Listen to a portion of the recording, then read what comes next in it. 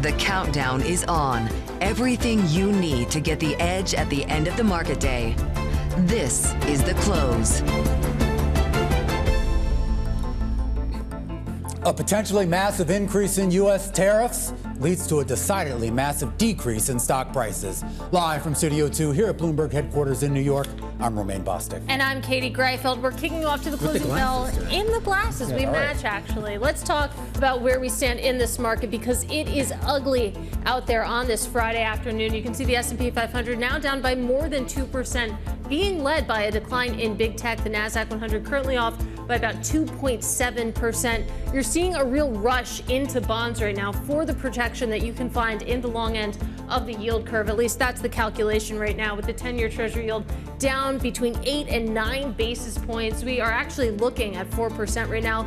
And the VIX, have to talk about what's going on in your volatility index, up by nearly 5 vol points right now, Romaine. We are trading with a 21 handle. Yeah, a lot to cover today. We talk about that 2-month stretch of relative calm when it comes to the tariff front. That ended today. President Trump out with a missive earlier this morning, making it clear, in his view, that there could be more tariffs coming on China. This threat coming after China slapped new port fees on U.S. ships, started a new antitrust investigation into Qualcomm, and placed new restrictions on sharing its rare earth minerals. A cold reminder that the trade war is still being fought. This is why we need to reindustrialize. This is why we need to have our own rare earth supply. This is why we need to be able to make our own chips and our own computers and our own products downstream, because it takes away leverage from China. They do have a lot of leverage right now, and so it's very hard to make deals with them. I think it's actually healthy for the U.S.-China relationship for it to not be so dependent on China. And as Katie was just alluding to, basically anything with a risk profile right now being sold this afternoon. Oil stocks as a group down the most since June. Dow Transport's down the most since July. The Philadelphia Semiconductor Index, that's down the most since April. And the gauge of perceived credit risk, that's climbing to the widest since June 23rd, which, not coincidentally, was the last time the VIX spiked above 22, as it did earlier today. Now, that tariff-related sell-off pushing more folks into treasuries, into gold, into the yen, all of which were already moving amid evidence that the now 10-day-long U.S. government shutdown is curtailing economic activity. More than 250,000 federal employees didn't get paychecks this week. And barring a weekend miracle by Congress, there will be 1.5 million more people next week who won't be getting paid as well. So the pressure is starting to turn up when it comes to the government shutdown. But let's go back to trade. Of course, the big story today, the relationship between China and the U.S. So with that in mind, I thought we would just set the scene here when we talk about the tariff rate that the U.S. is applying to other countries. In blue, you can see all partners. The average there is about just under 10%. Then you take a look at the effective U.S. tariff rate just on China. That is your white line, and you can see it's at 40% right now. Of course, both of these lines have spiked up in 2025, but it really tells the whole story that this is the focus for the Trump administration. It is that trading relationship with China. You talk about leverage. This is what the U.S. has. All right, let's kick you off to the close here with Afsaneh Beschloss, the founder and CEO over at RockCreek, formerly at the World Bank, formerly at Oxford, and definitely a lot of experience when it comes to trade and economic policy, Afsaneh. So we have to kind of start there first. And I am curious as to what your reaction is to this idea that we could actually be ratcheting up the trade war once again. Romaine, you're absolutely right in the sense of whether we're in a situation where the Chinese sprung this news last night because they really want to be very hard line long term, or is this a negotiating tactic to get more leverage before the APEC meetings, before the trade negotiations continue? We really don't know the answer to that. But if you ask me, I think there's some short-term leverage game playing here, but there's also long-term game playing by the Chinese. Similarly, with President Trump's reaction, I think a lot of people today were talking about the fact that this could be short term and it could be just, sort of by Monday morning, he might reverse his position. I tend to think that in this case, he might stay in this a little bit longer because I think this is a very big deal in terms of the U.S.-Chinese relationship. And at the end of the day, the whole trade issue that came up even in his first term for President Trump, was against China, not all these other countries that are not affected. I am curious as to what that means for China as an investable geographic location for non-Chinese investors. And I bring that up because just a couple of months ago, Bloomberg actually wrote a really great piece showing that a lot of investors really didn't shun China, or if they did, it was certainly temporary, and that you did see a lot of money going back into that space over the last few months.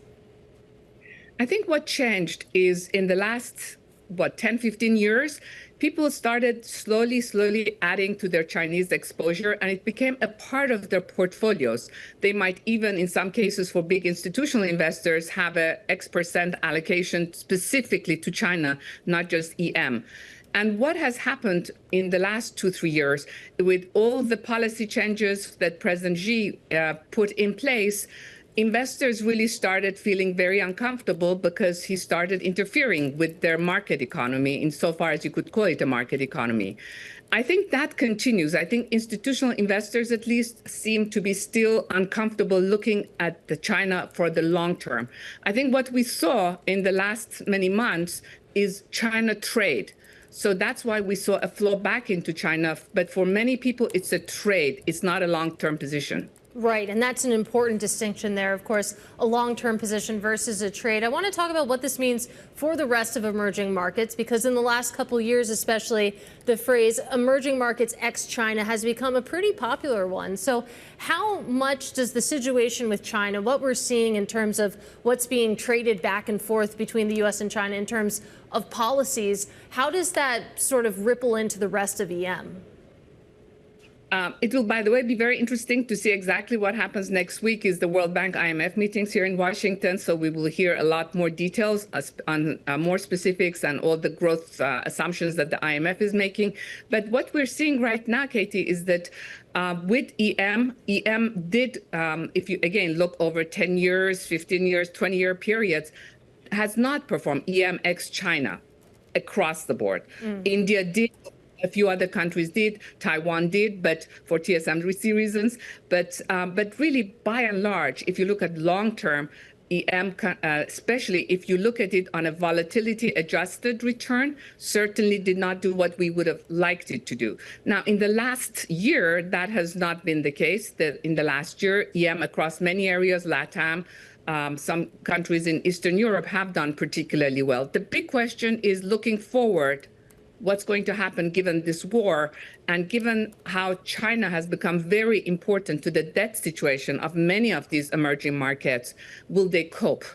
Absolutely. Some big questions there. I do want to talk a little bit about the Fed and what your view is there, because there's a lot of cross currents for, of course, Federal Reserve policymakers to navigate right now, especially the fact that they're not receiving official government data. And when you think about the view that you had for the Fed coming into this shutdown, has it changed at all as we drag on and we see more and more reports get delayed? I think what we heard today, at least, is that some of the government workers that are working on some parts of the data will be back in their offices so that we will get inflation numbers, so that Social Security numbers get adjusted by the 24th or 25th of October. So that seems to be moving a little bit ahead. But by and large, you're absolutely right. Our numbers are going to be, one, delayed, two, we make fun of China that when we see their numbers, we really don't have faith. When they say they're going to grow up by 4.5%, or what they grew up by the last 6 months, or what their employment numbers are, generally we take them with a grain of salt. That's not what we want to do in the U.S. But in the U.S., we also have maybe less good, but maybe second level numbers that come from the private sector data that gives us some indications of what's happening with employment or other areas. So we have that other source, which I think we can fall on. And the Fed, I think, as you said, will probably still go ahead. And today's news probably made it even a little bit more likely that they would do the 2 cuts that we all expect this year. All right, Afsaneh, we have to leave it there. Have a wonderful weekend. Afsaneh Beschloss, founder and CEO over at RockCreek, kicking us off to the close here on this Friday afternoon. When we come back, we're going to focus a little bit deeper on some of the budget cuts in Washington, specifically when it comes to NASA. A conversation with Bill Nye, the science guy, the CEO of the Planetary Society, when we come back after the break. This is The Close on Bloomberg.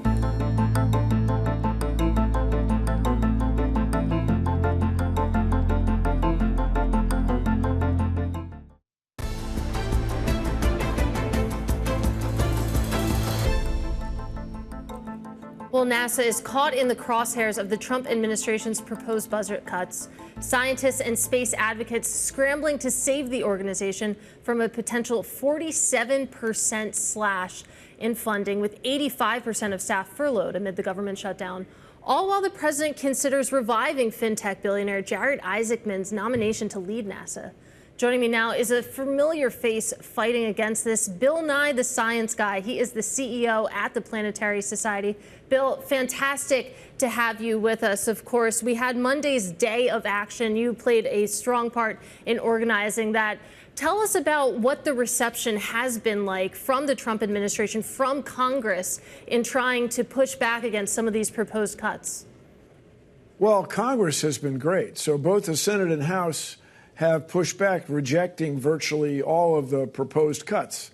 So 20% overall to NASA and 47%, almost half, to NASA science. And if you cut NASA science in half, you pretty much end it.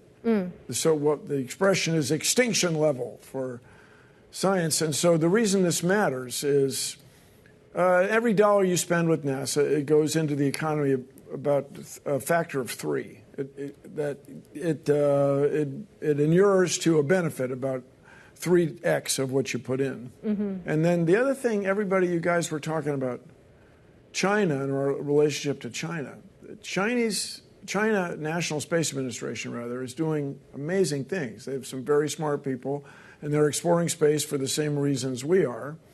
And I predict, if nothing is done, there will be at least 2 more what I like to call Sputnik moments, when the Western world wakes up to, oh my goodness, this remarkable capability from Asia. And so they're going to land guys or gals on the moon in 2030, 4.5 years from now, and they will almost certainly send spacecraft to Mars to look for geologic samples, rocks, that may bear signs of ancient life, and they will bring them back around 2033. Meanwhile, with the cuts to NASA, none of that would happen here in the States.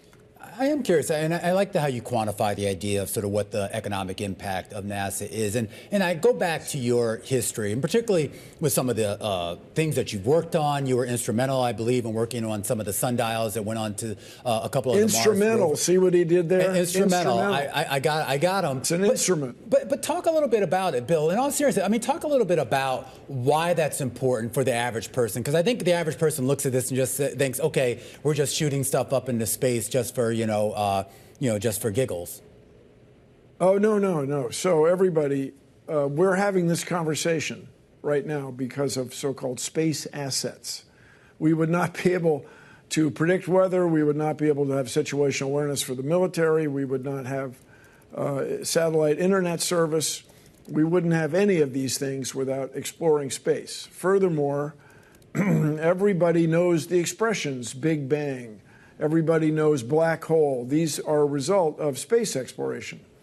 And I predict, it's not extraordinary, if we were to find evidence of life on another world, it would change this world. It would change the way each of us feels about being a living thing here in the cosmos. And so, furthermore, the cost of this exploration is very, very small compared to everything else in the federal budget. The federal government spends money on. And then I remind you guys, other countries, other space programs are going full-on organized efforts to do almost mission for mission what the United States is planning to cut. It's really a remarkable time. But as I say, both the Senate and House have rejected the cuts. What we want them to do is that business of reconciliation and then get this, as they say, over the finish line, this legislation. Well, Bill, I'm curious to hear your thoughts on the idea that you could see private companies step in to fill the void that could be left behind if NASA is cut in half. I see you shaking your head. I'm going to give the mic to you. Yeah. It's two different things. Sending rockets to low Earth orbit or even ferrying spacecraft to high Earth geosynchronous orbits and so on is one thing. There is no business case. Nobody's making money looking for evidence of life on Mars. This is a replica of the Mars sample tubes. These are rock samples that are on Mars. Some of them are in the belly of the rover Perseverance. Some of them are deliberately left on the surface where we can pick them up in case something goes wrong. There's no plan to bring those back. What's in those rocks, these so-called leopard spots, may be evidence of ancient life, which would have started on Mars. That would be extraordinary. All right, then everybody... You may have heard the expression dark energy, dark matter. Nobody's quite sure what causes the galaxies to move the way they do. Right. There is nobody making money. Nobody's cashing in on looking for where this dark matter, this gravity, comes from. There's no business case to look for evidence of life on the ocean of Europa, twice as much seawater as Earth, and a moon of Jupiter. Yet these discoveries would change the world. Do you think, though, Bill, and I know that the U.S. has kind of been at the center of the space exploration for decades now, is it possible... U.S. invented it. We did, but is it possible now that we're going to see another country, whether it be China, India, or someone else, pick up that mantle, and can that be beneficial still for the U.S. or not?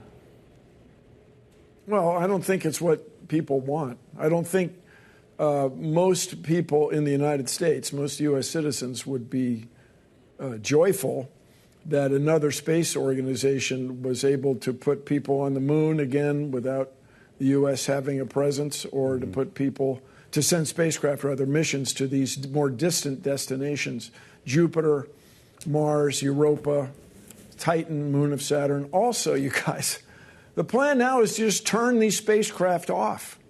Just turn them off. I mean, we have spent at least $12 billion on the spacecraft which are flying right now. And in the case of Mars, we've spent about $23 billion to find this place, to look for these rocks, to bring them back. Talk about a waste of money. Yeah. Just turning them off. This is extraordinary. The idea is hard to imagine, really, at first. And that's why the Senate and the House have rejected these cuts and pushed back. As far as whose idea it was in the first place to cut NASA in half, I'm not sure. Because understand, the first Trump administration was all in on space. Yeah. They were increasing the NASA budget, going full on, And something's happened second time around. Well, it'll be interesting to see. We have to get you back on because there is a bill now trying to work its way through the committees that maybe could reinstate some of that funding, not all of it. Bill, really appreciate it. Bill Nye, of course, is the CEO at the Planetary Society. And, of course, many of us, very endearingly know him from his previous show, Bill Nye, as the science guy. When we come back, we're going to refocus on the markets with stocks across the board, near session lows, concerns about tariffs, and, well, who is going to be affected by that increase in tariffs? A lot of big names out there, including Nike. That conversation coming up after the break. This is Bloomberg.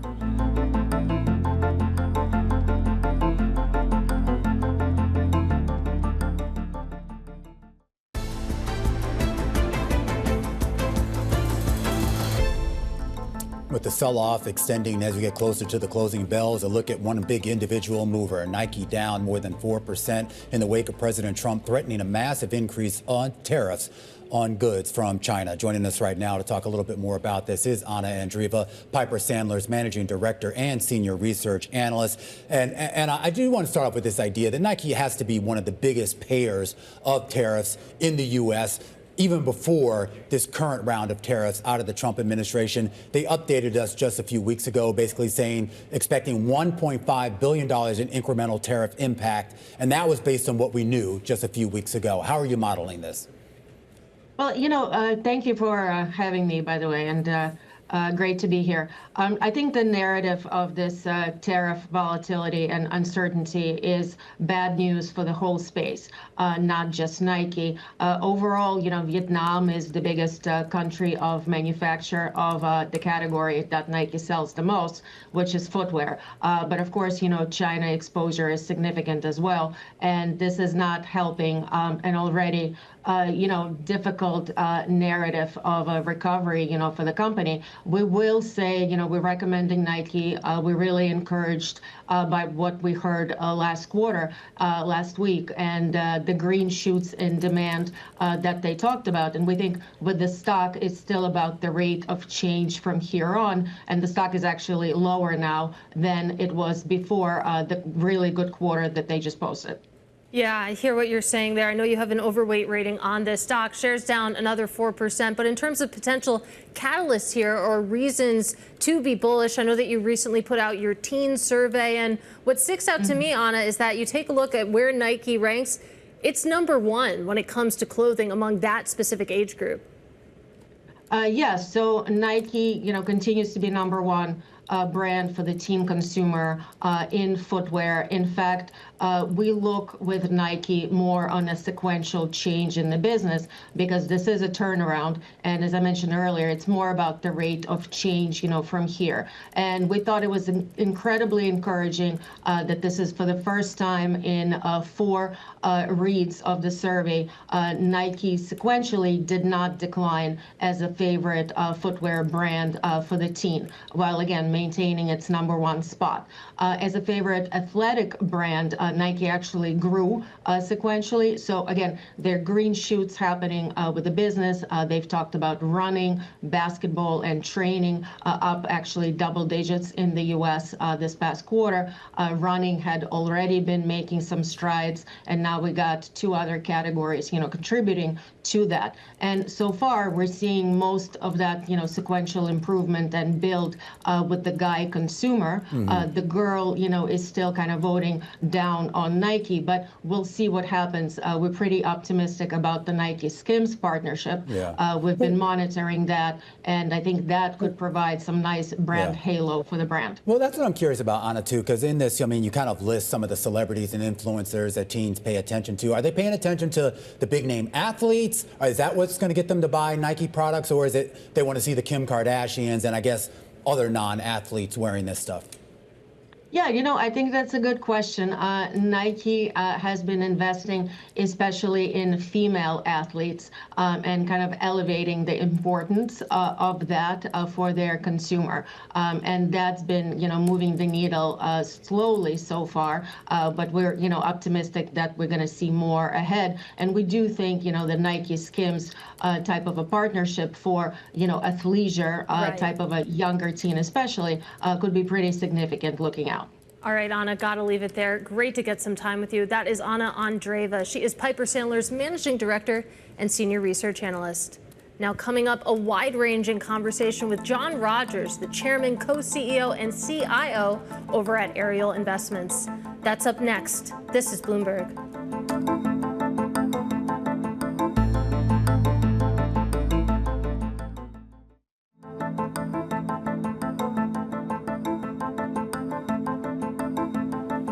3:30 p.m. here in New York. This is the countdown to the close. I'm Romaine Bostick. And I'm Katie Greifeld. It's pretty amazing how quickly and how dramatically sentiment shifted, Romaine. Yesterday we were talking about the buy everything rally, and now, as you say at the top of the show, everything that has a risk profile is being sold right now. A bit of a sell everything rally. In fact, we're hitting fresh session lows as we speak. And I just want to point out, Katie, we talk about the superlatives in this market. For most of the major indices, we're talking about the biggest drop, one-day drop since, April, which of course is right around the Liberation Day agita that sort of bubbled up. And then it just seemed like the last few months, it just kind of, people forgot about tariffs, or at least they were comfortable with where the tariffs were until we got a Truth Social post earlier this morning. That's the thing. The noise had definitely been turned down when it came to the tariff conversation. Now, of course, coming back in a big way, you have the Truth Social post from President Trump there right now, basically saying that he's not even sure if there's a reason to meet with President Xi in 2 weeks, and a lot of hopes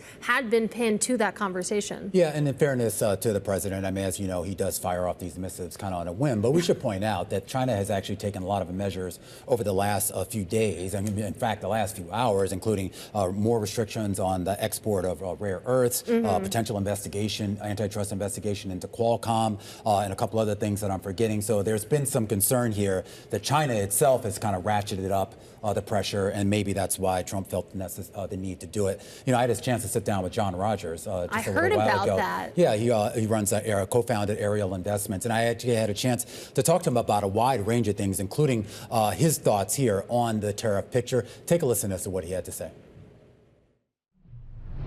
We're still finding ideas in the small value space. You know, they really have been ignored. They're kind of the ugly ducklings when you compare it to NVIDIA and Apple and all these giant, exciting growth stories. You know, the little mundane businesses that we've invested in for 42 years just seem particularly orphaned these days. So we're seeing great ideas and excited to be doing the research and think there's real opportunity for small value. Do you see a broader future for investment in that sort of entertainment space? And I guess it's more, given what the Sphere and MSG do, it's a little bit more of a hybrid entertainment space. But I am curious as to what additional value you find there. Well, everywhere we go, we talk to as many experts as we can as part of our regular research and due diligence. And everyone is saying, you know, post-COVID, it really is sticking that the next generation of citizens here, particularly in America, love experiences. They want to go out and be together to watch a ball game, watch a movie, go to a concert, go to an outdoor stadium to see music. It's something that is really, I think, here to stay. The momentum is continuing to hold. And so places like the Sphere that have this, you know, magical IP, people want to come and experience it together. And I think it's really special. I think The Wizard of Oz is just, you know, scratching the surface. It's absolutely amazing and exciting to go to, but there will be other exciting, amazing things. Everyone speculates, well, maybe one day, you know, it could be Star Wars. Maybe it could be Harry Potter. You never know what could be next, but those are the kind of things that people want to come in and appreciate in a live audience. You're no stranger to investing in the entertainment space, and at least prior to the tie-up with Paramount Skydance, you were one of the largest shareholders in Paramount. Now that that deal is done, now that David Ellison has laid out his vision for what he wants to do with that company, I am curious as to whether you think that it can be not just profitable, but also a growth story again. Well, that's still an open question. You know, it's been a torturous experience. I still think for sure there's a lot of value there. You know, Paramount Studio is valuable, CBS is valuable. They're, you know, still #1 year after year with their content. You look at all the different things, and of course Paramount Plus and Pluto, they have these extraordinary assets, and so the stock, I think, is still, you know, significantly undervalued. Now, whether they can get the growth they hope, to your question, that's still an open question, because you're competing with Netflix, you're competing with all the big guys, Apple and Amazon, et cetera, and whether you can grow in that environment is something that's really still an open question. I think Mr. Ellison has the right idea of, you know, building scale, you know, building IP, making these acquisitions that can really add value and hopefully potentially add significant growth from revenue and profitability. To that point on scale, does a deal like one for Warner Brothers Discovery, should that actually come to fruition, does that seem smart to you in terms of the cost and what it would actually bring to Paramount?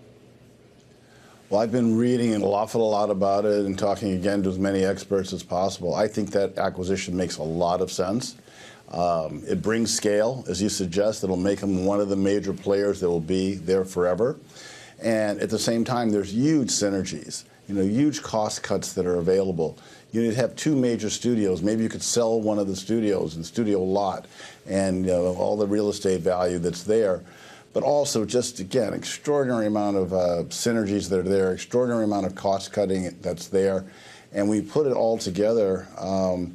I think there's this real potential of a merger like that would happen. I do just have to ask you just about the political climate, because that's sort of driving some of those divisions these days. And I know in the past you've said that you're still hopeful for America, still hopeful for our economy and our markets.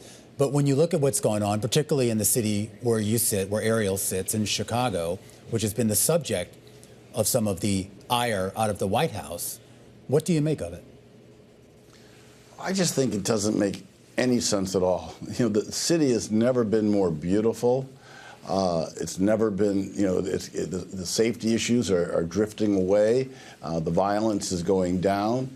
We've had extraordinary leaders here who've worked to build our city back from times where it was somewhat troubled. But we know Mayor Johnson's done a great job. J.B. Pritzker's done a great job.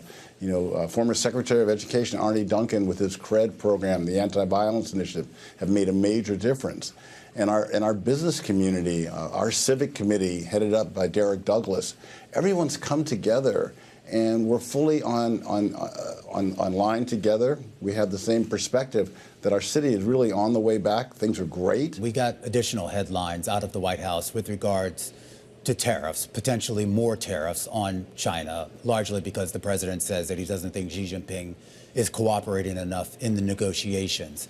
Being a small and mid-cap investor, particularly with some names that I would assume would have tariff exposure, like Mattel, does it give you a little bit of concern that we still have not reached some sort of resolution on where we're actually going with these tariffs, what they will be, and what we can count on them to be? Well, none of us that work in the markets day to day like to see we don't like to see the volatility. We don't like to see the surprises. We're looking for stability, and this is kind of a fragile atmosphere with whatever's going on around the world, all the challenges we face. Having these challenges domestically around the tariffs is something I think is really problematic. We've also seen a revival in deal making, John, that we didn't necessarily see definitely coming out of last year and at the start of this year. Ariel, and your funds are investors in names like Carlyle, Lazard, and a few others. I am curious as to whether you think the current uptick that we've seen in deal making is actually going to continue and even potentially expand. I think it will continue, and I think it will expand. As we've had a chance to talk to the management teams at both Carlyle and Lazard, you feel like the momentum is building. This regulatory environment is so much more friendlier for acquisitions and mergers. I was talking to a great leader yesterday of a big brokerage firm, and they were just saying how this is just going to be a great time for more and more deals to happen. I just can't overemphasize that when you see the opportunities both for companies to make strategic acquisitions, that it's not going to be questioned by the Justice Department or the SEC or the other regulators that are out there, the FTC and the rest. I think you're just going to see one deal after another. John Rogers, the co-founder and chairman of Ariel Investments, a wide-ranging conversation about his investments in the small and mid-cap space, the state of the economy, the state of Chicago, and the state of those trade tariffs. When we come back, we're going to continue in on that story and talk about the global implications of the latest development here in Trump's tariff threat towards China. That's coming up next here on The Close. This is Bloomberg.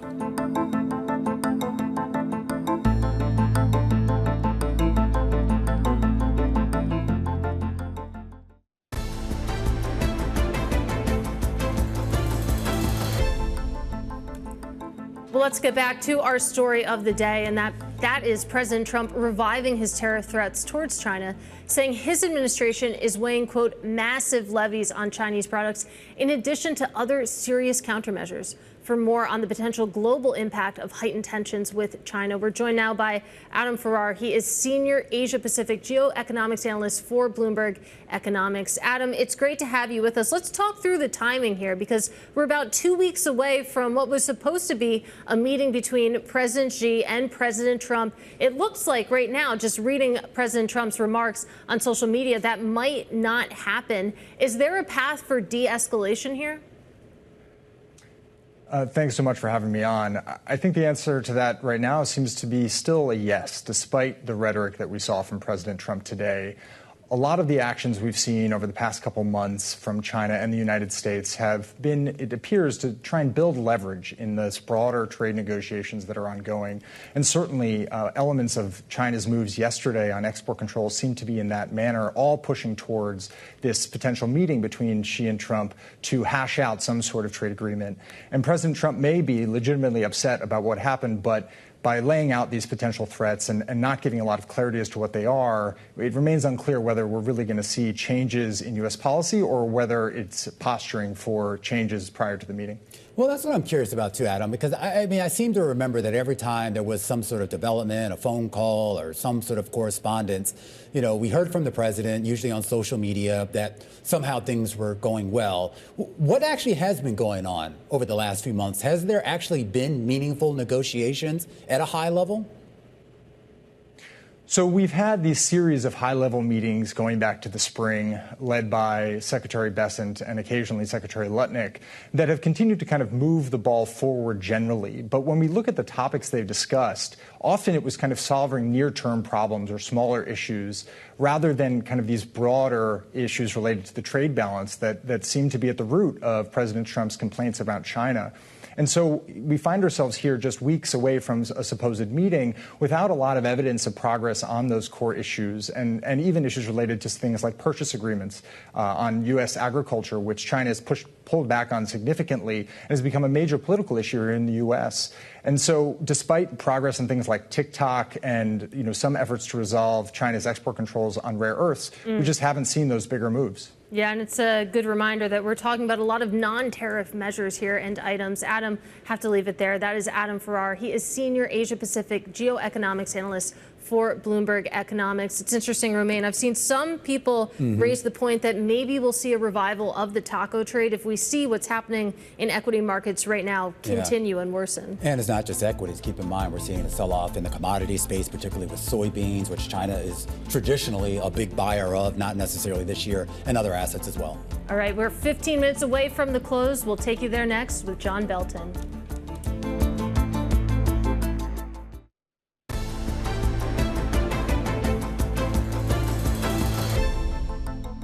With President Trump's reaction, I think a lot of people today were talking about the fact that this could be short term and it could be just, sort of by Monday morning, he might reverse his position. I tend to think that in this case, he might stay in this a little bit longer because I think this is a very big deal in terms of the U.S.-Chinese relationship. Afsaneh, Beschloss, founder and CEO over at RockCreek, kicking us off to the close 50 minutes ago. And unfortunately, since that conversation, things have just gotten worse. Fresh lows here for most of the major indices, Katie. Yeah, 10 minutes away from the closing bell. There's actually a lot of conviction behind this, at least as measured through volume. On the S&P 500, volume higher by about 18% over the 20-day average. The big benchmark down about 2.4%. A lot of the pain is coming through in big tech, in particular. The NASDAQ 100 down about 0.3%. The bond market reacting as it should. You're seeing that bid coming into the long end of the Treasury market as volatility really comes back in a big way in equities. The VIX now getting closer to 22. Transport's down 3%. The Philadelphia Semiconductor Index down 5%. Oil and gas stocks also lower as well.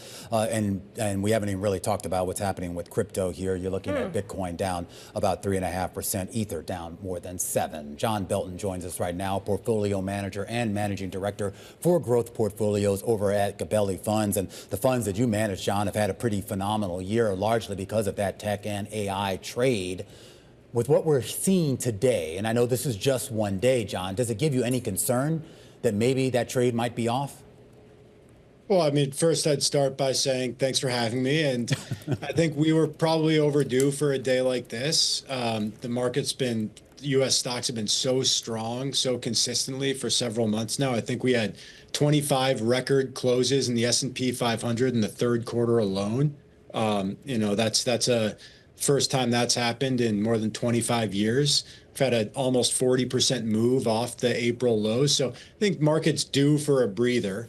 In terms of, looking forward, what does the news flow from today mean? I think we do have an economy that still has some fragile fundamentals. I think this big market move over the last several weeks has been on kind of improving soft data, and something like what's happened today does have the potential to derail some of that momentum in the soft data. So we'll see, but I'm not too concerned yet. It's just one day, and we've had such a strong run to this point. Well, I do want to talk about the strength, or at least what underpinned that strength in that run. And we talk about all of the business spending, the CapEx spending on AI infrastructure and associated infrastructure. That has been not only the big driver of the market, but based on what economists are telling us, that's been the primary driver of GDP for the last couple of quarters. And I understand why that's a good thing in the short term, but do you worry at all that we have not really found a way to broaden out that trade in some form or fashion? Well, I would argue that the stock market, just first before getting to the AI question, the stock market did have a big broadening out in the third quarter. I don't think a single Mag 7 stock is a top 50 S&P 500 stock year to date. The Russell 2000 reached an all-time high for the first time in several years during the third quarter. So you did have a broadening out in stock market performance. In terms of, the AI CapEx and that dynamic. And I think I read an estimate that AI CapEx drove more than half of U.S. GDP in the first half of the year, which is kind of incredible. It's a kind of a complicated and long discussion in terms of, how risky is this? Are we in a bubble? All that. My sense is, first of all, this cycle is going to continue for better or for worse for the next few quarters at least. I do think that some of the big spenders on AI infrastructure are already generating really attractive returns on that spend. There is some spend, especially that by the likes of OpenAI, that's kind of going way ahead of revenue. I think we're going to have to watch that. But for now, I think valuations seem reasonable. Fundamentals are still strong. Still think some of these stocks are decent places to be. Well, there's a lot to dig into there. Let's start with the point on CapEx, because that is one of the big concerns that you touch on, that maybe we could be overbuilding here, that even if you think, of course, AI is going to be a dominant force in the future and that we need to build up an entire industry to support that, there is the concern that perhaps we're seeing a massive overbuild when it comes to data centers. And, as someone who manages growth portfolios, I wonder how much time you spend thinking about that.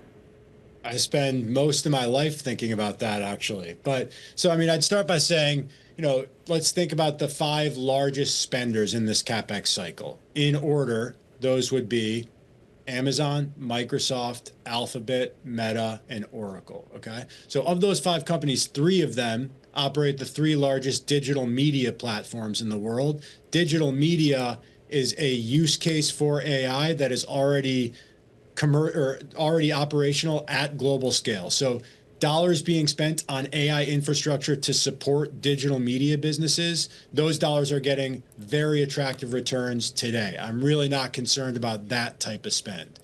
The other 2 platforms, or the other business these platforms are in, is cloud computing. I think that's a broad industry with many different use cases and applications under the hood, but a lot of that spend also generating really attractive returns. So I think this big group of large tech companies in the U.S. going into it have really strong balance sheets, really high free cash flow, and they're already, by and large, generating good returns on this AI infrastructure CapEx. I think that's a decent starting point. Well, you bring up, I was going to say, John, you bring up, of course, some of the cloud business there. And one of the big potential cracks that people identified this week was the story that we heard about Oracle, that reporting coming from The Information, that when it comes to their cloud business, the margins there were much slimmer than perhaps the market had been expecting. And one of the points that was raised is that that's not a business necessarily where you would expect to see really fat margins. But again, for others, that was sort of a canary here when you think about potential coal mines. Well, Oracle has an investor day later this month where I'm sure they're going to clear this point up. I think the market has moved beyond that report. I think a lot of what was in that report was debunked. Obviously, the cloud infrastructure margins for Oracle on their AI services, it's going to be lower margin than Oracle's legacy database business, no question. That's a very high margin business, but there's still decent margins that I think improve over time with scale. And so I expect Oracle's going to establish a starting point margin, and they're going to be able to expand margins from there. So I think the business of leasing AI CapEx, that is really not the most exciting business. Yeah. But at the same time, that is not the majority of these large tech company businesses either. All right, John, got to leave it there. Have a wonderful weekend. John Belton, portfolio manager, managing director for growth portfolios at Gabelli Funds. As stocks now testing a fresh session lows here. We're down basically 2 to 3% across the board as a group. Most of the stocks here in the United States having their worst day going back to the Liberation Day ructions in early April. The Closing Bell, Bloomberg's comprehensive cross-platform coverage of the U.S. market close, starts right now. And right now we are 2 minutes away from the end of the trading day. Romaine Bostick alongside Katie Greifeld taking you through to that closing bell with a global simulcast. It starts now. Tim Stenovic in the radio booth. Emily Grafeo by his side in for Carol Massar today. Welcome to our audiences across all of our Bloomberg platforms, television, radio, our partnership with YouTube on a day where the market, that rally, got upended in a big way. A new, fresh social media post, Tim Stenovic, by the President of the United States, implying that more tariffs on China could be coming. That's what did it. That was the crucial moment of the day that changed the trade. And for much of the day, we did see kind of the S&P 500 at its worst levels going back to April 21st. Then things fell on the S&P 500 to more than 2.4%. Some selling into the close, down 2.7% right now. Now it's the most going back to April 10th. We're talking like Liberation Day kind of thing. That's what I was going to say. The selling into the close, we just have 1 minute left, and we're really seeing the tech stocks getting hit the hardest. Look at the NASDAQ 100 right now down about 3.5% with that late date selling. Yeah, it's pretty amazing to see sort of the ripples across asset classes. Romaine and I have been talking about that, of course. It's not just equities and bonds. It's also soybeans, copper, wheat, cotton.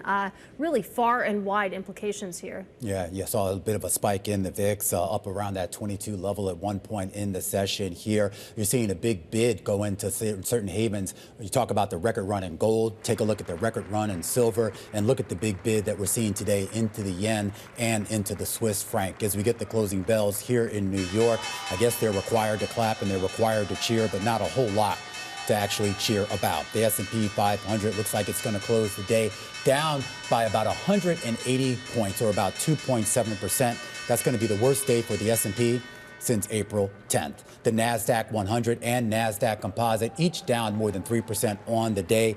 That looks like that's going to be the worst day for those names since April 10th. The Russell 2000 down more than 74 points, or 3% on the day. That is going to be the worst day since April 10th.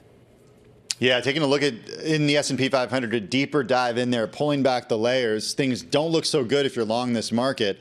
425 stocks to the downside, only 78 stocks in the green today, Katie. All right, let's take a look at the circle, at the sectors, what the performance there looks like.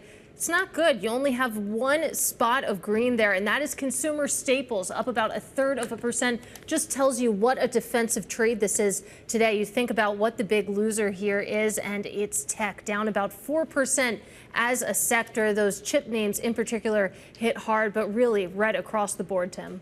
Well, it was tough to find stocks that moved higher today, but that was the task I was given, and I think I found 4 of them. 8.5% to the upside for MP Materials, and USA Rare Earths also up 5% today. U.S. listed rare earth and critical minerals stocks rose today. They extended gains after China unveiled new export curbs and the U.S. government got more involved in the industry. Joe Doe was on our program, and he made the point that the export controls were announced a couple nights ago from China, but really gained a lot of attention in today's trade, partly due, and a big part of that had to do with the president's comments a little earlier. And the increase in negotiating power that we're seeing when it comes to certain things, right? On the U.S. side, it's high tech and chips, and on the Chinese side, it is these rare earths. Once again, MP Materials and USA Rare Earths up today in the trade. Also, Protagonist Therapeutics shares soaring on the day today. This rising to an intraday record after the Wall Street Journal reported that Johnson & Johnson is in talks to buy the biopharma firm. It's a clinical stage biopharma firm. Shares higher to the upside of close to 30%. The company already has a partnership with J&J to develop therapies for immune conditions, including an experimental treatment for plaque psoriasis. And finally, Applied Digital shares higher today. This is the digital infrastructure and cloud services provider based in Texas. The company did report earnings after the bell yesterday. First quarter revenue was well ahead of estimates due to one-time income from tenant fit-out services, but the reason shares are higher is because the firm said it's now in advanced talks with a hyperscaler client for its second data center campus in North Dakota. Shares today higher by more than 16%, Katie. And I want to take a quick sidebar here and go to France because we do have some breaking news out of the French government, and that is Macron has renamed Sébastien Lecornu as France's new prime minister. Definitely a shock here. We know, of course, that he lasted about 27 days, I believe was the number in this slot. But again, here's the headline: Macron renaming Sébastien Lecornu as France's new prime minister. All right, Katie, getting back to markets. It was a broad-based sell-off, so it wasn't hard to find decliners today, but I did try and find a couple companies that seemed to sell off related to some fundamental news in addition to just the broader macro sell-off. Levi Strauss falling 12% today. It was the worst intraday drop since April after the jeans maker's upgraded earnings guidance fell short of high investor expectations. So the stock had rallied 42% heading into the print. Some of that optimism was not met. One key disappointment, according to analysts, is that earnings growth for Levi's is failing to match the pace of sales expansion, and it's due to tariff and distribution costs. I'm also looking at Venture Global, falling 25%, down the most since March. This is a liquefied natural gas company, lost a dispute with BP today and involved the sale of LNG cargoes from a Louisiana facility on the spot market rather than to customers with long-term contracts. Analysts were surprised by the result of this dispute and the BP win and view it as a negative with a potential impact of over $1 billion for Venture Global. So that stock, again, down over 25 or a little bit less than 25% decline for the day. Finally, we'll go back to tech, that broad sell-off. I'm looking specifically at the VanEck Semiconductor ETF. The ticker is SMH. The top holdings, NVIDIA, TSMC, Broadcom. Listen, it's still up 34% year to date, but it was getting hit pretty hard today, falling almost 6% to close out the day. All right, let's take a quick look at Treasuries. We did actually see a bid come back into that after we had seen earlier in the week the exact opposite. That pushed yields down across the curve. Most of the activity was kind of in the middle there, 5, 10, and 20-year down about 8 basis points. And you also see similar move on the 30-year, your 2-year yield down about 7 basis points. And of course, Tim, this all seems to link back to concerns about the U.S. government shutdown. But then, of course, that accelerated buying that we saw in that space after the social media post by the president. Remember, President Trump had just been touting just over the last couple of weeks how he was looking forward to meeting with Xi maybe sometime towards the end of this month or in beginning of November. At least according to Trump, I don't know. He doesn't see a reason to. But it raises the question, Romaine, about whether or not this is just the way that the president negotiates. I mean, isn't this what he does? He does this in public. He comes out with these statements. Sometimes they move markets, sometimes they don't. And then maybe he does end up meeting with whoever he's supposed to meet with, or he does end up getting what he wants. That's what we've seen play out over the last 9 months. And in terms of what this all means for the equity market, we were just talking with Bloomberg News' Alex Semenova. She pointed out that a lot of these dips this year, even when it's related to geopolitical concerns, to tariff concerns, the dips have been bought. And so we really haven't seen a large-scale drawdown. Think about what happened after Liberation Day. There was a massive rally. If you were short the market, you really got hurt. So now it's kind of a wait and see what happens. Is this downturn more significant, or do we just see stocks rise on Monday? I don't think I will ever forget what happened after Liberation Day. Those were some amazing intraday charts. But, you know, it does raise the question whether or not the fact that it is a Friday has something to do with why we aren't seeing this dip get immediately bought. There could be a hesitation out there to hold risk into the weekend. We know that, you know, social media never sleeps, so we could get more headlines then. But we were talking about this a little bit earlier. I've seen some folks raise the notion that maybe we'll see a revival of the taco trade. That is, of course, the idea that Trump always chickens out. It's a little bit rude, but it gets to the idea that this could just be part of the negotiation. Well, there's a bigger issue, too, here, which is also the idea that this is also happening against the backdrop of a 10-day government shutdown that's deprived us of the economic data that the market was sort of looking to try to divine what comes next with the Fed. We did get an update from the BLS saying that they are recalling some people, so they maybe potentially get that data out by the end of the month. The CPI data that was supposed to come next week, they're now saying that that could actually be cobbled together also before the end of the month. But again, I mean, we're kind of just piecing this together here willy-nilly, and that means that if you are a bull, what conviction do you have to buy into this without any earnings, without any economic data, and without any semblance of peace in the tariff trade war? Well, you're not going to have to wait long to get earnings information. We hear from some of the big banks next week. We got Goldman, Citigroup, Bank of America. They're among the banks that are reporting next week. And I think people are going to look really closely at commentary that we hear from Bank of America and Brian Moynihan about the quality of spending when it comes to consumers, about the extent that consumers are using their debit cards, how much cash they have, how much they're spending. Can I give you my contrarian take on that? Please. I actually think it's going to be less important this Why? quarter because we already know they're doing well. And I feel like the banks, and forgive me if any of the big banks are watching, but you're not really representative right now of the economy writ large. You're representative of a very sort of narrow slice of the financial economy. But what about Bank of America that banks, banks so many people? Yeah, I mean, normal people. We'll get insights, but I would rather wait to hear from the other companies that are selling directly to the consumer, and more importantly, what about the AI trade and the CapEx spend there? Because that has been the driver of GDP. So that's what I want to hear. That's my contrarian. You just jinxed it. Now it's somehow going to be the most important week of bank earnings we've ever seen. I look forward to. And I'll be gone. I will be gone as well. Yeah. Are we going on vacation? We're going on vacation together. Romaine and I are. Yeah, absolutely. You guys, I'm going on a bike ride. I'm going on a bike ride with Tim. It's a tandem bike. Oh, that's Can't wait. really I'm special. going to be in the back and let him do all the pedaling. All right, we got to run. We will see you same time, same place on Monday, but it'll be a couple different people sitting here. We're looking forward to it. Hope you guys have a great weekend. That is going to do it for our cross-platform coverage of the market close. U.S. stocks right now having their worst sell-off in 6 months, going all the way back to the Liberation Day ructions in April.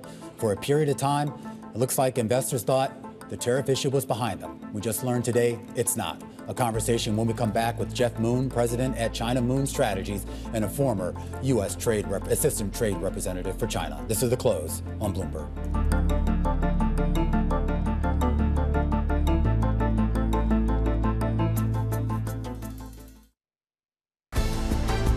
The countdown is on. Everything you need to get the edge at the end of the market day. This is The Close. Welcome back to The Close. I'm Katie Greifeld. And I'm Romaine Bostick. Whatever rally that we had for U.S. stocks being put on pause in a big way, largely because of that social media post by the President of the United States earlier in the session, implying that massive tariffs, more massive tariffs, I should say, could be coming on China should they not find a way to find some sort of détente in this tit for tat. The S&P 500 down almost 3% on the day, having one of its worst sessions going all the way back to April 10th. A similar story for all of the other major U.S. indices here in the United States. The VIX at one point spiked above 22, the first time it's done that since June 23rd. And keep an eye on some of the areas that could actually be affected by this trade war if it continues. Soybeans down about 1.5% on the day, and risk assets across the board, we should point out, Katie, were sold off today. Absolutely. The equity market front and center when it comes to that risk asset sell-off. Let's take a look at some of the specific names under the hood. I highlighted two chip makers here, NVIDIA and Intel, really getting caught up in the fray. We know that the chip making industry has been caught in the crosshairs of those trade negotiations between the U.S. and China. Today was no difference, but one managed to escape the fray. Of course, we have Applied Digital reporting earnings yesterday. It was an upbeat report. They're nearing a hyperscaler deal with a data center. Shares up about 16% on an off day for the markets. And that gets us back to our top story, and that is those flaring trade tensions, sending shockwaves across asset classes. President Trump threatening a, quote, massive increase of tariffs on Chinese goods. That hammered stocks, oil, and crypto, with the president adding he might cancel an upcoming meeting with China's Xi Jinping, citing recent hostile export controls Beijing has placed on rare earth minerals. So it's not just tariffs here, Romaine. Of course, it's all those non-tariff measures that really make things complicated. All right, let's go right down to Washington, where Joe Matthew is standing by. He is the co-host of Bloomberg's Balance of Power. A lot going on in Washington, or rather say maybe not a lot going on in Washington. You have day 10 of the government shutdown, workers potentially being actually laid off rather than just furloughed. And then, of course, this social media post by President Trump making it clear to everyone that the trade war is still a war. Yeah, we're spinning a couple plates down here today, Romaine, indeed. And this was an epic post from President Trump. It clocked in at over 500 words. I'm not sure if that's a record, but it was clearly more than Wall Street could take. The fact is, though, and when we look at the facts, it may be that nothing here has actually changed. Nowhere does the president quantify what massive layoffs or massive tariffs are, I should say, and he doesn't actually cancel the meeting with President Xi, just says that there doesn't seem to be a reason. It is true China's been acting very aggressively, not only restricting access to rare earths, the issue in his post today, but also now actively enforcing its own import controls on NVIDIA chips. They've got inspectors at major ports around the country now remain. They're adding new port fees to U.S. ships. They're opening an antitrust investigation into Qualcomm. So it's adding up. And we're either in the process of actually decoupling with the world's second largest economy, or this is Trump. Somebody said taco. This might just be the latest missive and the bluster before the next meeting, which is also just a couple of weeks away. And Romaine, it wouldn't be the first time that we saw President Trump do that. I have said taco at least 2 times on this program. I won't ask you about that specifically, Joe, but I mean, you do raise the point that this could be a negotiation. You also raise the good point that this isn't one-sided. We have seen China also acting aggressively on the other side. And to that point, have we seen a response from China to this Truth Social post from the president? Nothing formal that I'm aware of, and it'll be interesting to see what emerges here, because obviously Beijing has been sending out a lot of letters and trying to influence the conversation ahead of this meeting at APEC if it happens. It would be a big deal if the president canceled this, and we all know that he is, in fact, watching Wall Street. We also know this is a market that you guys have described more than once, or at least the analysts on your program, as toppy and frothy. And maybe we feel a little bit differently about this on Monday. It's one Truth Social post, and technically, when we step back, nothing has actually changed. All right, Joe, really appreciate the context. That is Bloomberg Balance of Power co-host Joe Matthew. You can catch him at 5 p.m. Eastern. But joining us right now, I'm thrilled to say, we have Jeff Moon. He is the president at China Moon Strategies and former assistant U.S. trade representative for China. Joining us now, Jeff, fantastic to have you with us. So again, coming back to this Truth Social post from the president, promising countermeasures to what we've seen from China when it comes to rare earths and other issues. You write in your notes that if Trump does retaliate with new tariffs, they will be limited and ineffective. Tell me why. Because we've already seen this movie before. Back in April, he threatened tariffs at the rate of 145%. And the administration recognized that this would be an entire embargo on all trade between the U.S. and China, including all rare earths. The Chinese did not back down, did not flinch at all. And after that, that's when we started hearing about the taco trade. Trump backed off. Trump blinked. And I think he should have learned from that experience that tariffs at that massive rate are just not sustainable on the U.S. side. And if he did impose those tariffs, there would be a lot of constituents in the United States that would object strenuously, and the Chinese people would be hurt, but the Chinese government would play the nationalism card, and quite frankly, the Chinese people would eat the pain. And so this would not work out very well for Trump. And of course, we know that the president has the final say here when it comes to these negotiations. But you think about the teams on both sides who have spent months negotiating this. And certainly in the past few weeks, in the past few months, it seems like progress was being made. This could be, of course, another tactic. But how much could this potentially set back those conversations? Well, I think it has set them back to a certain extent. You know, when the negotiations began, Trump was talking about how we have all the cards, and Besant was saying that the Chinese have to fold because we buy all of their things. And then when rare earths became a topic, things calmed down. And in the past few months, it's amazing how the rhetoric has changed. I can't count the number of times that Besant has talked about the respectful interchange with his Chinese colleague and how respectful they all are. So the tone had been modified. It was very businesslike. I think on the Chinese side, they perceived that even though they had what they like to call a London consensus to proceed along those lines, that the U.S. kept on imposing restrictions on China. The most recent and the most painful probably was on the U.S. entity list, where the United States decided to cover not just entities that are listed on that list, but all subsidiaries as well. I think the Chinese really bristled at that.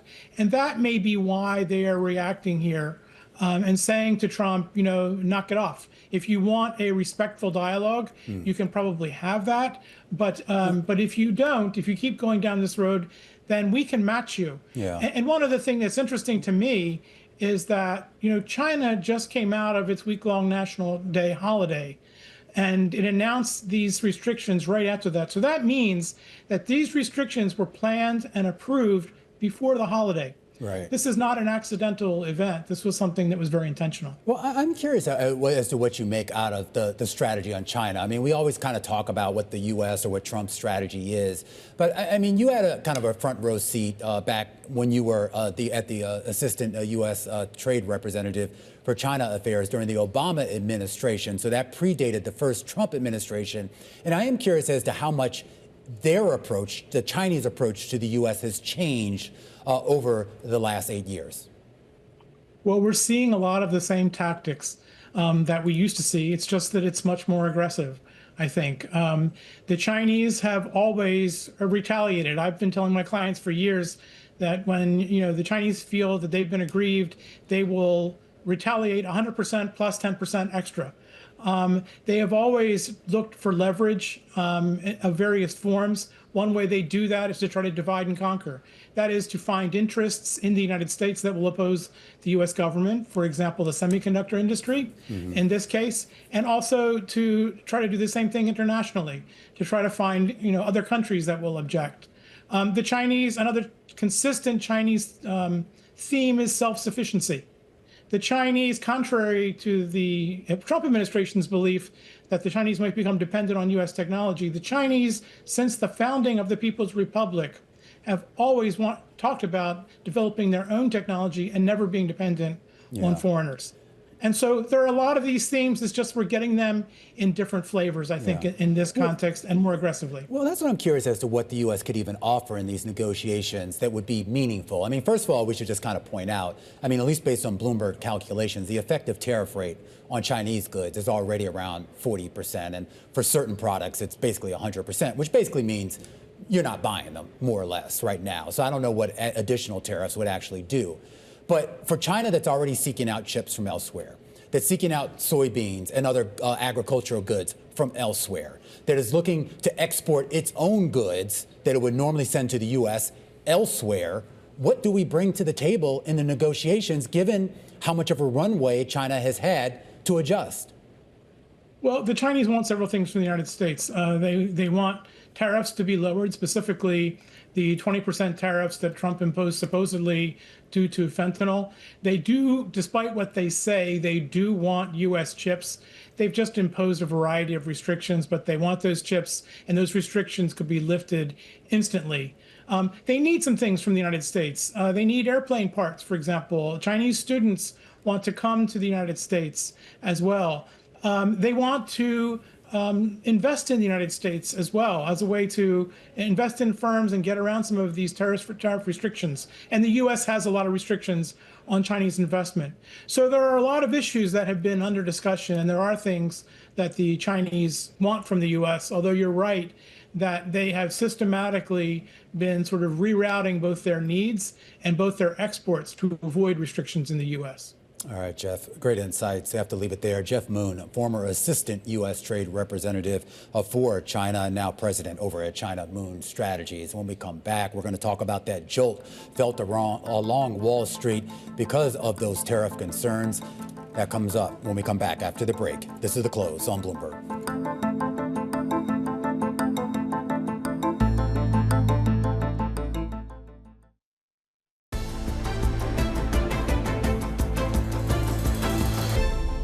U.S.-China tensions rapiding up and sending shockwaves across all financial assets. The VIX spiking, stocks taking a big leg down, having one of their worst days going back to early April. Alex Simonova joins us right now to talk a little bit more, I guess, about why we saw such a swift reaction, because I have to admit, I was a little surprised. I mean, we've seen Trump sort of come out with these missives in the past. Maybe you get a quick little dip down and then people buy that dip. You did not see that today.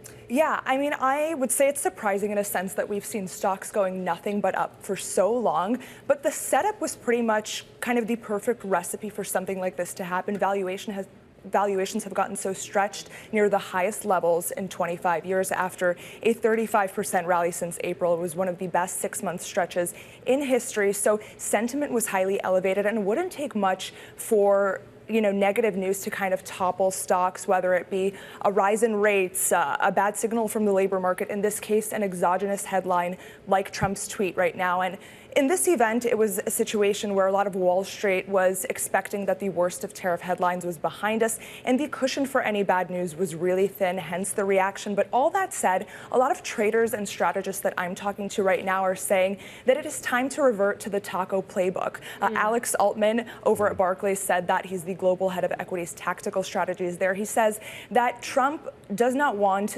the stock market to go down ahead of the midterms at a time when 50% of U.S. households own U.S. stocks. And also, he doesn't have much leverage when it comes to China, when it comes to rare earth minerals. So it's very likely we'll see that type of backpedal from him that we've seen over and over again this year. It was interesting. We just heard something somewhat similar from Jeff Moon, basically saying that when it comes to new tariffs, they're likely to be ineffective when it comes to China. Great context, Alex. Really appreciate it. That is Bloomberg's Alex Semenova. Now, coming up, soybeans, oil, and copper taking a tumble in the wake of those tariff threats. We'll talk you through the action next. This is Bloomberg.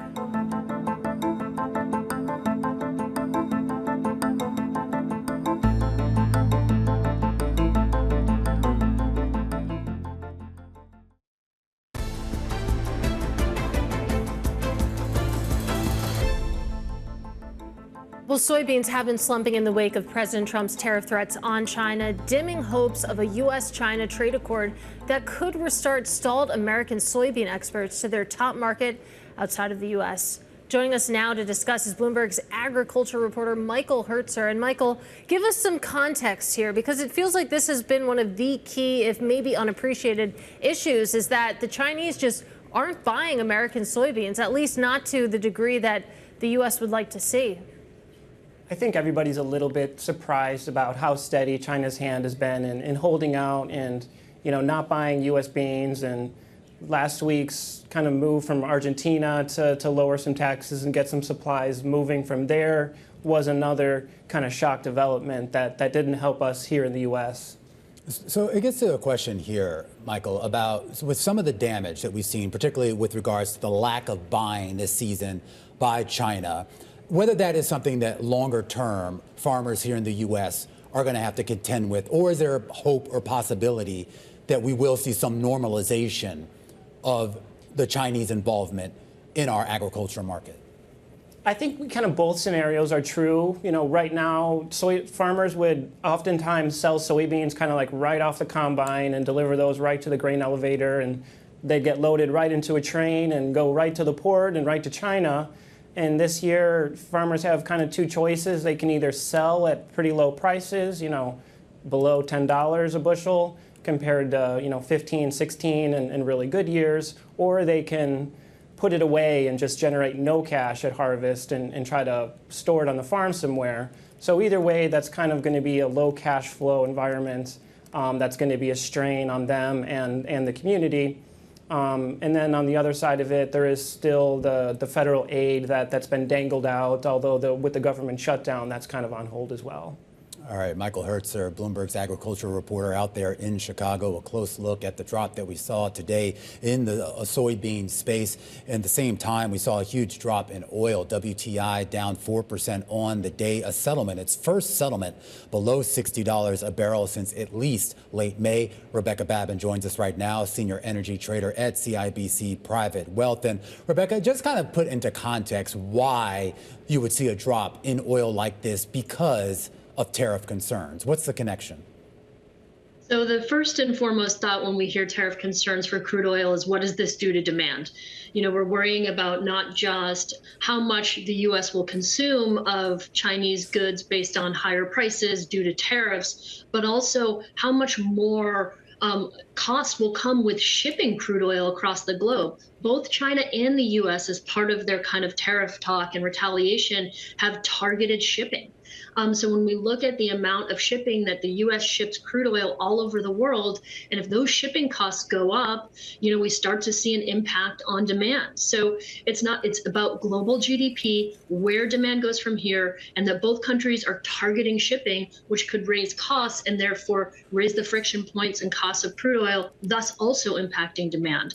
So it's twofold on that front with tariffs, but there's a lot more going on in crude outside of just tariffs that happened today. We've had geopolitical risk kind of starting to, deflate across the market. And we've also had a lot of technical factors that have really pushed crude lower. So today was about tariffs, but it also had the tailwind of geopolitical risk. Well, kind of explain that, because I mean, WTI and for that matter, Brent, they've been on more or less a downtrend since I think like late midsummer, late June, mid-July, if you will. What drove that? Because that wasn't tariffs.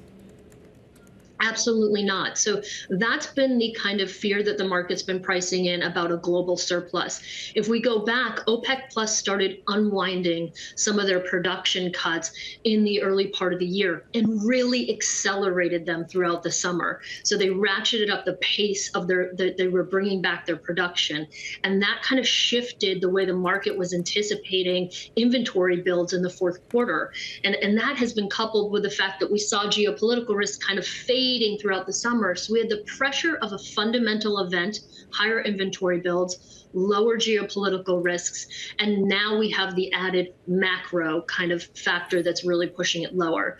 But keep in mind, when we turn back the clock to April, 55 was kind of where WTI found some support because we worry about what U.S. production will do with lower prices.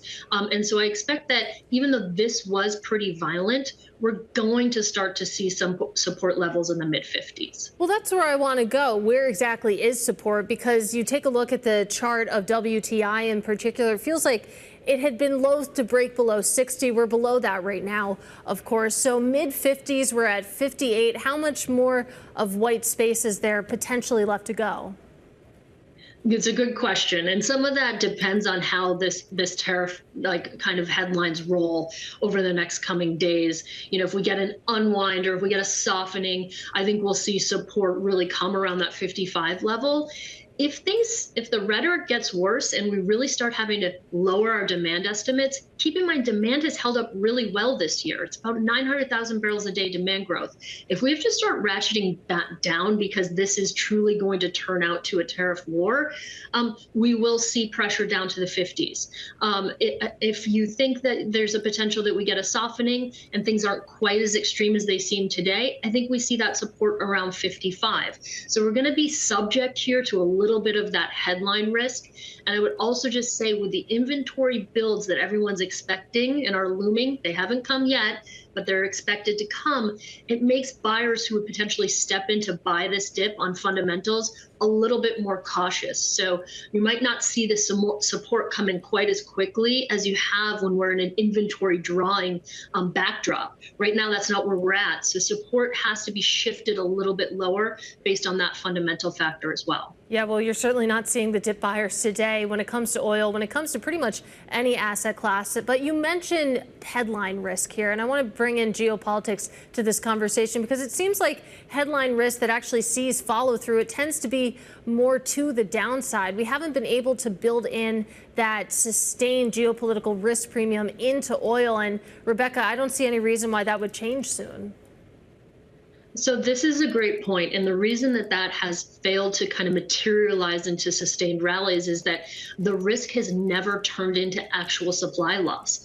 Even throughout the course of a very volatile summer when Israel was actually bombing Iran and energy infrastructure felt very much at risk, no barrels were impacted. Iranian supplies, even with all the new sanctions that, keep in mind, we announced new sanctions this week on Iran. We haven't seen a barrel impacted out of Iranian exports because there's not a huge amount of enforcement. Russia, Ukraine, the infrastructure that Ukraine is targeting right now is focused on refineries.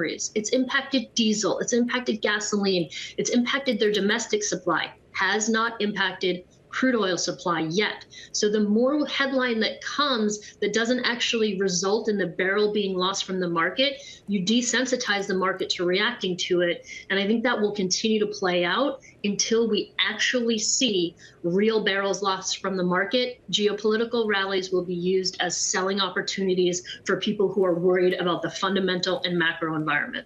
All right, Rebecca, really appreciate you stopping by on this Friday afternoon on a very busy day. That is Rebecca Babin. She is senior energy trader over at CIBC Private Wealth. Meanwhile, let's take a look at how markets closed out on the week. Of course, Friday was a lot different than the rest of the trading days, but you can see when you take a look at the Philadelphia Semiconductor Index finishing about 2.7% lower. The transports, I know you watch them closely, remain down almost 5%. Yeah, and we're talking about, I mean, we talk about the superlative on a daily basis going all the way back to April. Some of these are like the worst weekly gains that we've seen, at least since May. And I just want to point out that transports, all but one of the stocks in the transport average was down today. Wow. The only one up was Avis car rental. But also take a look at silver. Silver. $50 and 52 and change is actually the key level that I'm keeping an eye on. It's not 4,000, but it is $50. We'll continue to watch silver and everything else. This is the close.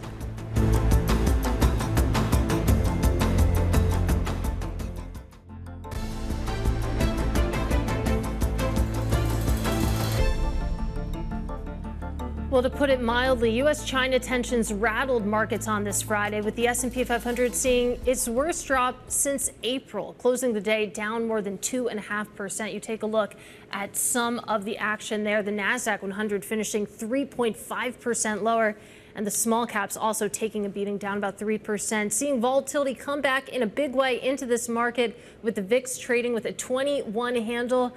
Let's get right to Liz Ann Sonders. She is Charles Schwab's chief investment strategist. Liz Ann, it's great to have you with us on this sell-off. And Romaine has made the point throughout the program, and the more I hear it, the more I start to believe it, that it's interesting and surprising to see this degree of a sell-off, given that we've been in this situation before where you have President Trump tweet something on Truth Social, things get rattled, and then dip buyers come in. It didn't exactly play out that way today.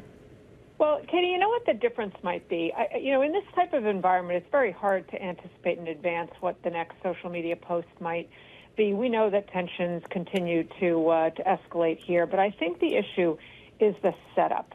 So if you think back to that intraday low on April 9th, the setup at that point was the opposite of what we experienced today, where markets were way oversold, breadth had been washed out, sentiment was utterly despairing. So you got this, what was really just incrementally positive news with the 90-day delay. I'd say we have completely the mirror image of that now. The setup going into this was one of, at best, complacency, at worst, just a heck of a lot of froth, concern about the bubble, but sort of full steam ahead, unbelievable speculative froth in certain smaller segments of the market. So you get this news today, and the setup was one of complacency and froth, and therefore the downside is more reactionary. So I think that's the way to think about this kind of market backdrop. When we talk about the fundamental nature of what potentially these additional tariffs could mean, or the idea that maybe Trump would back off on them, Liz Ann, is there any sense here that would actually only really affect a small cohort of stocks out there rather than this sort of broad-based sell-off that we saw today?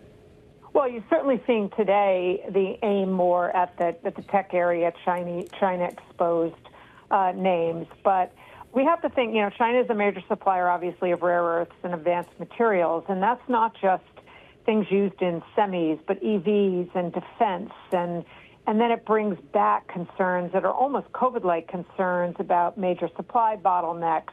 We're already dealing with higher input costs just from the ongoing tariffs.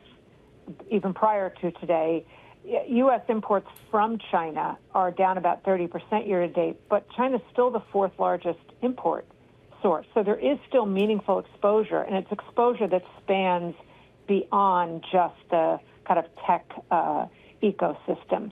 And then we have to start to wonder about if the meeting at the end of the month is indeed canceled, do the 145% tariffs get put back in place?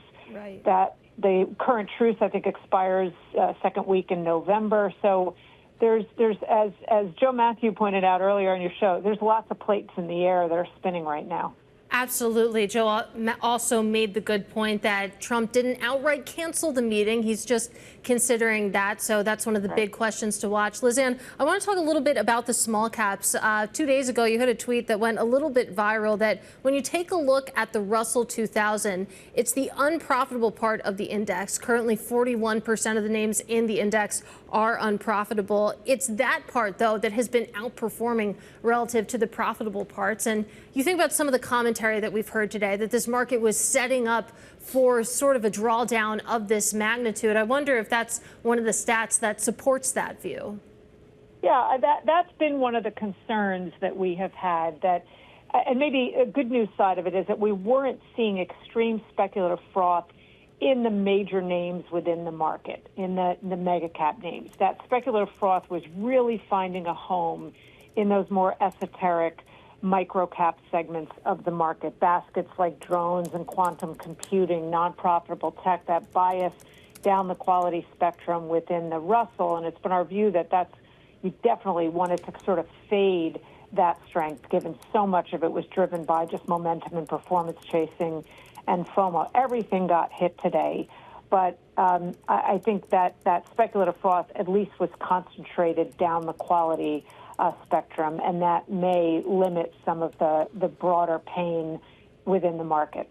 All right, Liz Ann Sonders, Charles Schwab's chief investment strategist, a nice analysis of some of the price action that we saw today as we push ahead to next week, with the market still looking at a U.S. government shutdown, IMF meetings also going on in Washington, new tariffs set to take place, and the kickoff to earnings season. Names like Citi, Wells Fargo, Goldman, J.P. Morgan, all set to report next week. Gerard Cassidy is head of U.S. Bank Equity Strategy and co-head of Global Financials Research at RBC Capital Markets.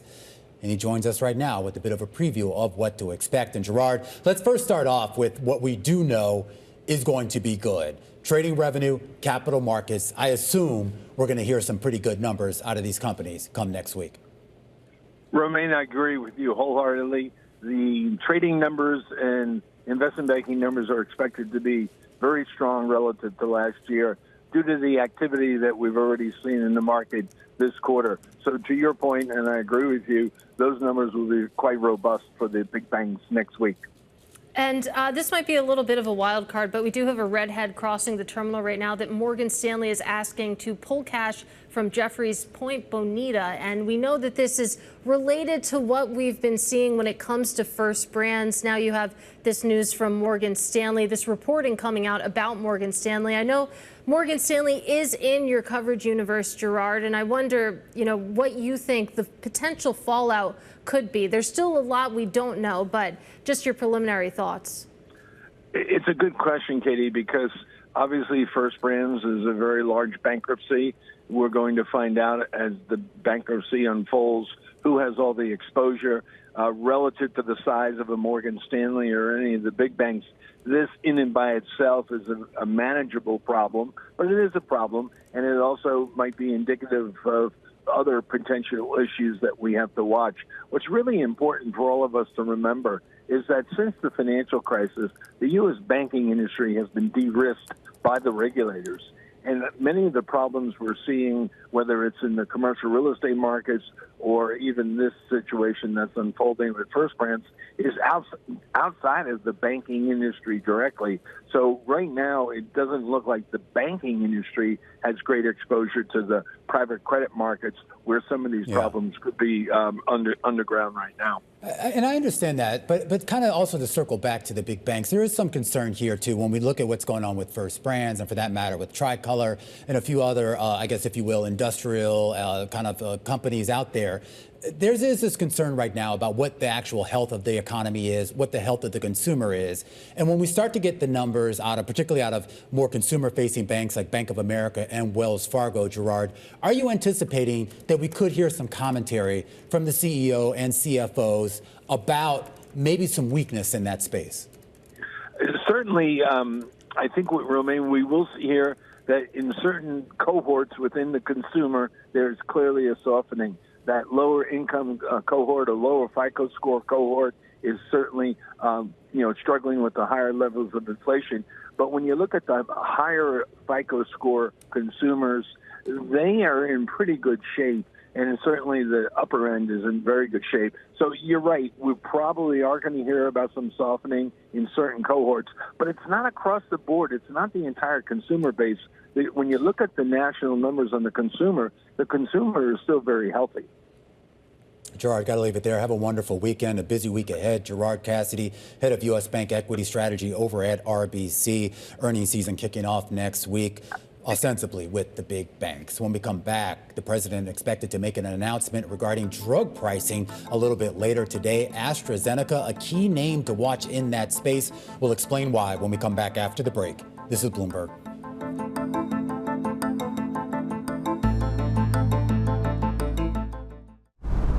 Just about 6 hours ago, the President of the United States posted a 500-word post to Truth Social, basically saying that trade negotiations with China are apparently breaking down and that he would impose massive new tariffs.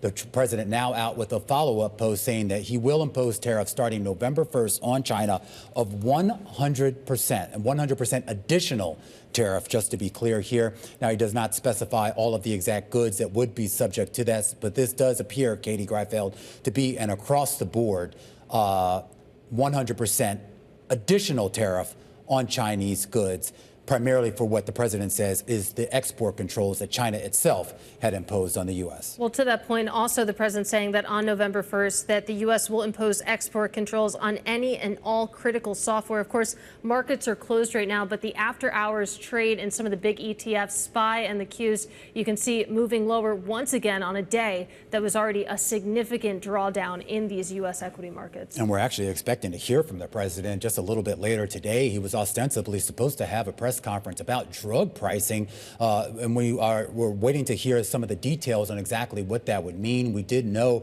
that it probably involves AstraZeneca. Let's bring in Madison Muller, who covers the pharma world for us. Madison, what do we know? So we know that there is an expectation, at least, that AstraZeneca will be the company that is announcing a deal with Trump, similar to what we heard from Pfizer a little over a week ago.